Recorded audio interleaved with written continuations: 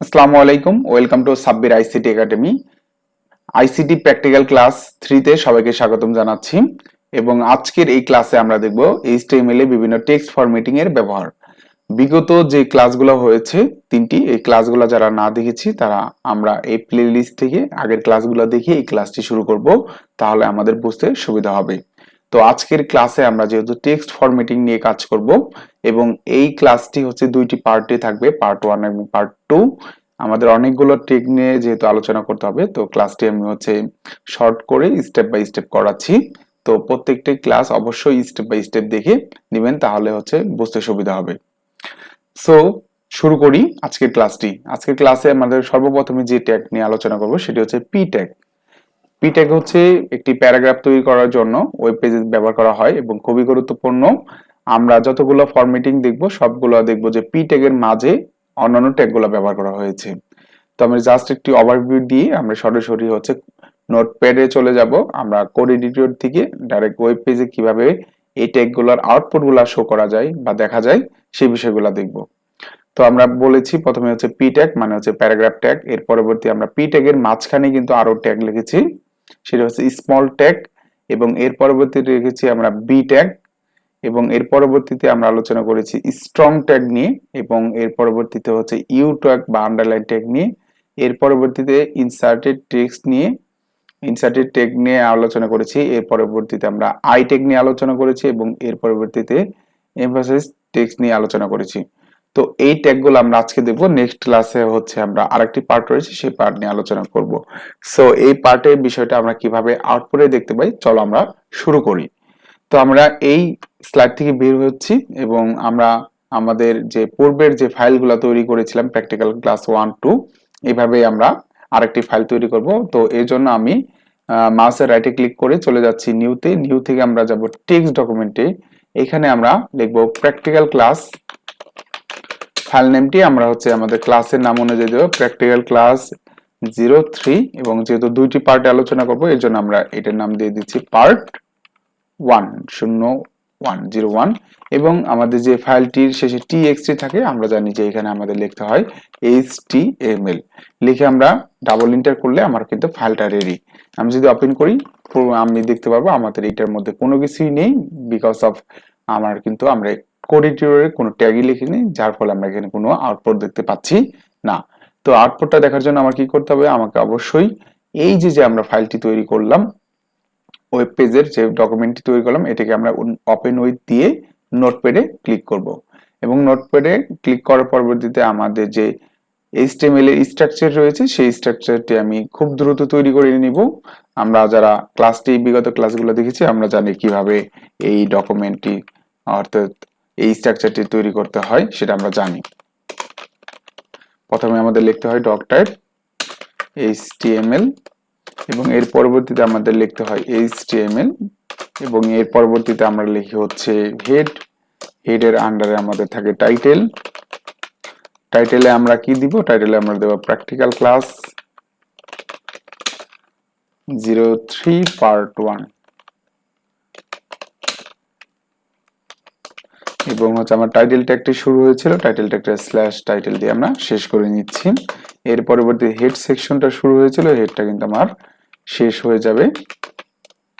এবং আমরা বডিতে কাজ করব এবং বডি ট্যাগ লিখে শুরু করছি, এবং বডি ট্যাগটার মধ্যে কি লিখবো একটু পরে দেখবো। আমরা জাস্ট হচ্ছে ফাইলটা স্ট্রাকচারটা রেডি করে ফেলি। বডি ট্যাগ শুরু হয়েছে, বডি ট্যাগ শেষ, এবং HTML-টা শুরু হয়েছে, HTML-টা শেষ। এগুলো আমরা নিয়ে কিন্তু বিস্তারিত প্রথম ক্লাসে কিন্তু আলোচনা করেছি। আমরা জাস্ট ফাইলটা সেভ করে আমরা দেখবো হচ্ছে আমাদের ফাইলটির টাইটেলটা চলে আসছে কিনা। প্র্যাকটিক্যাল ক্লাস 3 পার্ট 1 চলে আসছে। তো আমার ফাইলটা কিন্তু অলরেডি রেডি। তো আমি এই ক্লাসটি হচ্ছে আমরা একটু সাইডে সাইডে করব, যাতে হচ্ছে সব ট্যাগগুলো আমরা ইজিলি বুঝতে পারি। আমি একটু করে নিচ্ছি, এবং হচ্ছে আমাদের যে স্লাইড আছে স্লাইডের মধ্যে যা যা ছিল আমরা একটু দেখে দেখে করব এবং বোঝার চেষ্টা করব কোন জিনিসটা কি হচ্ছে। আমরা সর্বপ্রথমে দেখেছিলাম পি ট্যাগ। তো পি ট্যাগের কাজ হচ্ছে নরমাল ভাবে একটা টেক্সটকে হচ্ছে শো করবে। আমরা পি ট্যাগের আন্ডারে যদি আমরা পি ট্যাগ লিখি এবং লিখি দিস ইজ, তো আরেকটা বিষয় আমি হচ্ছে আবারও কনফিউশন দূর করে নিই, সেটা হচ্ছে আমাদের HTML-এ কিন্তু কোনো স্পেস হচ্ছে দিলে কোনো সমস্যা নেই, আমরা ইজিলি স্পেস দেখতে পারবো, কিন্তু স্পেসের কারণে কোনো প্রবলেম কিন্তু এখানে হবে না। আরেকটি কথা হচ্ছে, আমরা বলেছিলাম যে ছোট অক্ষর বড় অক্ষর কিন্তু কোনো ফ্যাক্ট করে না, কিন্তু ট্যাগগুলো যখন লিখবো অ্যাঙ্গেল ব্র্যাকেটের মধ্যে অবশ্যই আমাদের ছোট অক্ষরে লিখতে হবে, কারণ এটি হচ্ছে স্ট্যান্ডার্ড। তো আমরা এখানে ছিল প্যারাগ্রাফের মধ্যে দিস ইজ প্যারাগ্রাফ, তো এখানে দিস ইজ প্যারাগ্রাফ না লিখে আমরা যাই তাই কিন্তু শো করবে। জাস্ট হচ্ছে আমি এক্সাম্পল অনুযায়ী হচ্ছে কাজগুলো করছি যাতে বুঝতে সুবিধা হয়, এবং পি ট্যাগটা শুরু করেছি, পি ট্যাগটা আমরা হচ্ছে এখানে শেষ করব।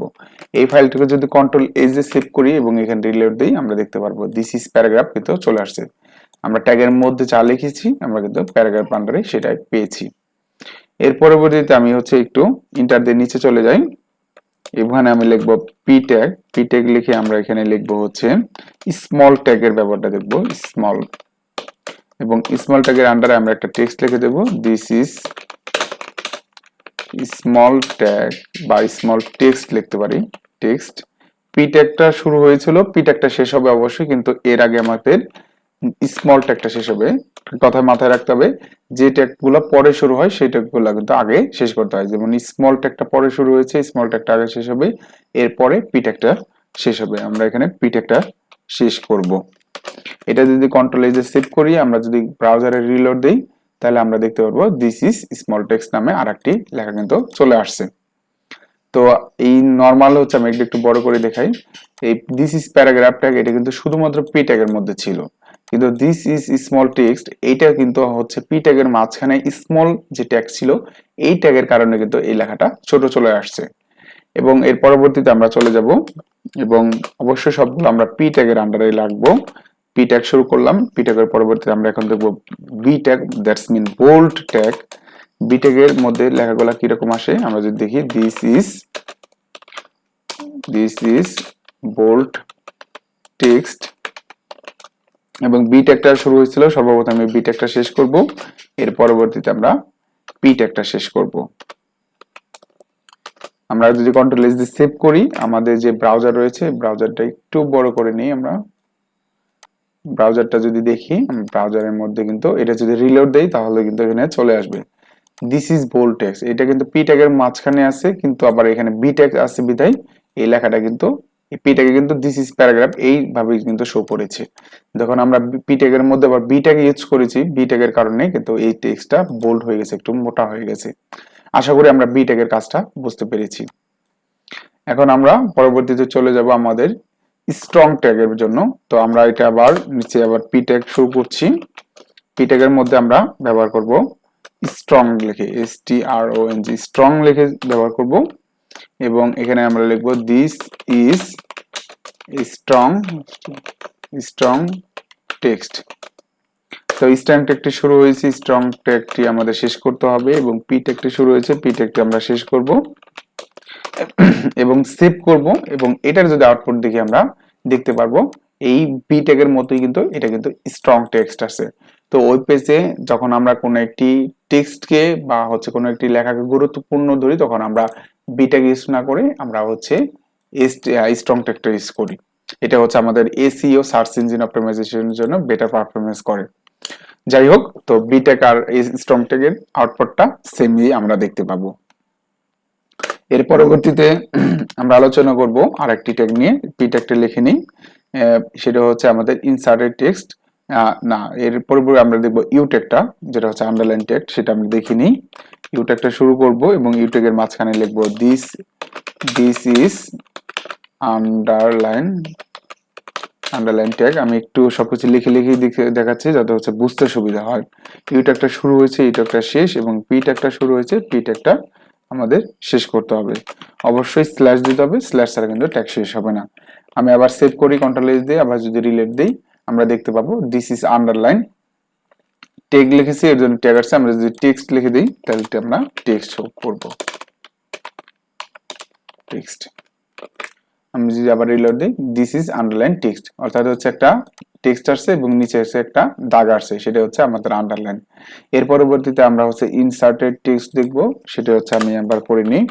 পি ট্যাগ শুরু হবে এবং হচ্ছে ইনসার্ট টেক্সটের জন্য আমাদের হচ্ছে ট্যাগের জন্য আমাদের হচ্ছে INS লিখতে হবে ট্যাগ, এবং এখানে লিখবো this is inserted inserted text এবং আইএনএস যে ট্যাগটি ছিল সেই ট্যাগটা আমাদের শেষ করতে হবে এবং পি ট্যাগটি শুরু করছিলাম পি ট্যাগটা আমাদের শেষ করতে হবে। এর যদি আমি সেভ করে রিলোড দিই তাহলে আমরা ইনসার্টেড টেক্সটের আউটপুট আমরা দেখতে পারবো। দেখো ইনসার্টেড টেক্সটের আউটপুটটা কিন্তু আন্ডারলাইনের মতোই চলে আসছে। তো আমাদের ক্ষেত্র বিশেষ এই ট্যাগগুলো ব্যবহার করতে হবে, কিন্তু দুইটা ট্যাগের আউটপুটই কিন্তু আমরা সেম দেখতে পাচ্ছি।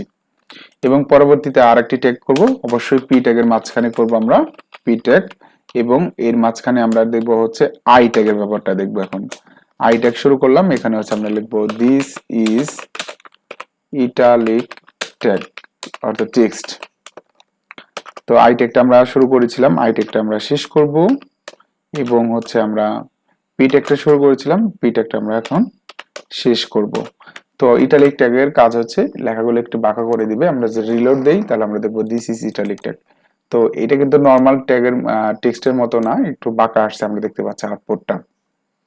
এবং আমাদের এই ট্যাগটিও শেষ এবং পরবর্তী আরেক যে ট্যাগ রয়েছে সেই ট্যাগ নিয়ে এমফাসিস ট্যাগ আছে, সেই ট্যাগ নিয়ে কাজ করব। অবশ্যই পি ট্যাগ লিখব, পি ট্যাগের পরবর্তীতে আমরা লিখব হচ্ছে ইএম এবং আমরা ট্যাগের মধ্যে লিখব দিস ইজ এমফাসিসড টেক্সট এবং ইএম ট্যাগটা শুরু করছি, ইএম ট্যাগ শেষ করব এবং পি ট্যাগটা শুরু করেছিলাম, আমরা পি ট্যাগটা শেষ করব এবং এটা লিখে সেভ করব। আমরা এটার যদি আউটপুটটা দেখি এইটুকু, তাহলে আমরা দেখতে পাবো দিস ইজ এমফাসিসড টেক্সট। আমরা কিন্তু এই দুইটা ট্যাগের আউটপুটটা মোটামুটি সেমই দেখতে পাচ্ছি, কিন্তু দুইটা ট্যাগের অবশ্যই কার্যক্রম ভিন্ন। আমাদের ক্ষেত্রে বিশেষ যে ট্যাগটি প্রয়োজন সেই ট্যাগটি আমরা ব্যবহার করব। তো এইটি ছিল প্র্যাকটিক্যাল ক্লাস 3 পার্ট 1 এর অংশ। আমি স্লাইডটি মিনিমাইজ করে এই ট্যাগগুলা এবং হচ্ছে আউটপুটগুলা দিচ্ছি, তোমরা একটা স্ক্রিনশট দিয়ে রাখতে পারো এবং হচ্ছে তোমাদের খাতায় যখন নোট করবে আগে হচ্ছে এই এইচটিএমএল গুলো উঠাবে এবং পরবর্তীতে এই আউটপুটটা তোমরা উঠাবে। এবং এইভাবেই কিন্তু তুমি তোমার ল্যাবে যখন কাজ করবে তখন কিন্তু এইভাবে টেক্সট ফরম্যাটিং এর কাজগুলো তুমি তোমার শিক্ষককে দেখাতে পারো। তাহলে তোমার এই ফরম্যাটিং এর পার্ট 1 এর বিষয়টা কমপ্লিট হয়ে গেল। এখানে আমরা কয়টি ট্যাগ নিয়ে আলোচনা করেছি একটু কাউন্ট করলে 1 2 3 4 5 6 7 8 আর কিছু ফরম্যাটিং ট্যাগ রয়েছে যেটি হচ্ছে আমরা পার্ট 2 তে আলোচনা করব। আর এই ক্লাসগুলোর মধ্যে যদি কোনো কিছু বুঝতে অসুবিধা হয় তাহলে অবশ্যই ক্লাসগুলো রিপিট ভাবে বারবার দেখলে আশা করি এই প্রত্যেকটি ট্যাগের ইনপুট এবং ট্যাগের যে আউটপুট আমরা ব্রাউজারের মধ্যে দেখতে পাচ্ছি, অর্থাৎ হচ্ছে আমরা এই নোটপ্যাডে কিন্তু আমরা যা ট্যাগগুলো লিখছি সেটার আউটপুটটা কিন্তু আমরা ব্রাউজারে দেখতে পাচ্ছি। তো আমাদের এইভাবেই কিন্তু আমাদের ল্যাবে কাজগুলো করতে হবে। আশা করি এই প্র্যাকটিক্যাল 3 পার্ট 1 এ সকল বিষয়গুলো তোমরা ভালোমতো বুঝতে পেরেছো। পরবর্তী ক্লাস পাওয়ার জন্য অবশ্যই চ্যানেলগুলো সাবস্ক্রাইব করো, এই চ্যানেলটি, এবং হচ্ছে ফেসবুক এবং হচ্ছে ফেসবুক গ্রুপ এবং পেজের লিংকটা আমার ডেসক্রিপশনে দেওয়া রয়েছে এবং ফোন নম্বর দেওয়া রয়েছে, প্রয়োজন সাপেক্ষে তোমরা আমার সাথে যোগাযোগ করতে পারো। আশা করি তোমাদের আইসিটিতে প্র্যাকটিক্যালে কোনো সমস্যা থাকবে না, আমি এইভাবে ক্লাসগুলো তোমাদের করাবো। তো পরবর্তী ক্লাসের আমন্ত্রণ জানিয়ে আজকের পার্ট 1 এখানে শেষ করছি। আল্লাহ হাফেজ।